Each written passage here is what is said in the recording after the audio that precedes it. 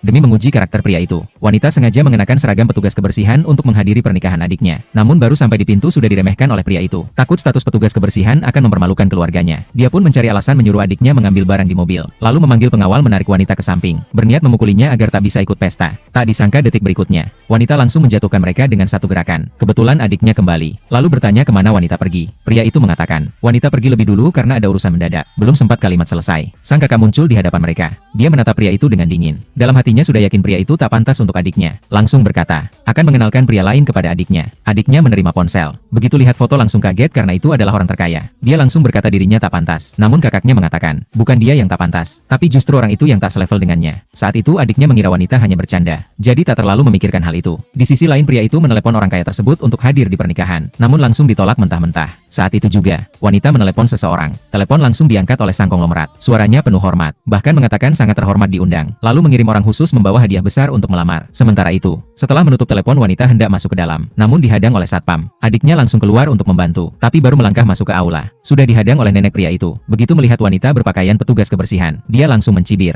dan menuntut mahar sebesar 9 juta dolar. Adiknya takut wanita malu, langsung menghubungi asisten untuk mentransfer uang, namun asisten menjawab, perusahaan sedang krisis dan hampir bangkrut. Pria itu mendengarnya lalu tertawa sinis, langsung memanggil wanita licik yang lain, demi bisa menikah dengan pria kaya. Wanita itu langsung memberikan mahar 99 juta dolar. Nenek pun tersenyum puas, bilang bahwa inilah calon menantu sejati keluarga mereka. Adiknya melihat itu langsung bertanya, apakah pria itu benar-benar ingin bersamanya seumur hidup? Namun pria itu dengan dingin menjawab, dulu memang cocok, tapi sekarang hanya akan jadi beban. Lalu menyuruh adiknya pergi. Wanita melihat adiknya dipermalukan, langsung marah dan mengatakan pernikahan ini tak bisa dilanjutkan. Ucapan itu membuat semua orang tertawa, mengatakan petugas kebersihan berani bicara besar. Saat wanita hendak membalas, adiknya menahannya. Dengan suara pelan memintanya jangan cari masalah, lalu mengajaknya pergi. Untuk membantu adiknya, wanita menunduk dan mengirim satu pesan. Tak lama kemudian, para bangsawan terkemuka New York berdatangan satu persatu. Di saat yang sama, wanita licik keluar setelah berganti gaun. Nenek yang mendapat keuntungan langsung memujinya, lalu didorong oleh beberapa orang. Mereka beramai-ramai ingin melihat keadaan wanita dan adiknya. Namun begitu sampai, mereka melihat para tokoh penting berdiri di depan pintu. Adiknya kebingungan. Wanita pun berkata santai, karena dia belum masuk. Para tokoh itu juga tidak berani masuk. Saat itu pria muncul. Melihat para tokoh datang, dia langsung tersenyum dan menyambut. Para tokoh berkata dengan tenang, kalau ada tamu penting datang, pasti mereka sudah datang lebih dulu. Pria itu salah paham dan mengira yang dimaksud adalah orang kaya yang dia undang. Lalu dia berjalan dengan percaya diri ke arah adiknya, mengatakan orang miskin seperti dia tak pantas untuknya. Lalu menyuruhnya pergi bersama kakaknya. Baru saja selesai bicara, salah satu tokoh penting berbalik dan bertanya dengan dingin, siapa orang tak berguna yang dimaksud? Begitu mendengar jawabannya, tokoh itu langsung menampar pria itu, lalu mengatakan justru pria itu yang harus pergi. Selesai bicara, semua tokoh penting menunduk hormat. Nenek di samping mengira itu karena keluarganya berpengaruh. Wanita licik pun ikut menyombong, lalu mulai menghina adiknya karena perusahaannya bermasalah, bahkan menyuruh wanita membersihkan lantai. Para tokoh penting melihat itu, langsung menampar wanita licik itu, lalu menyatakan mereka sama sekali tidak tahu siapa sebenarnya wanita itu.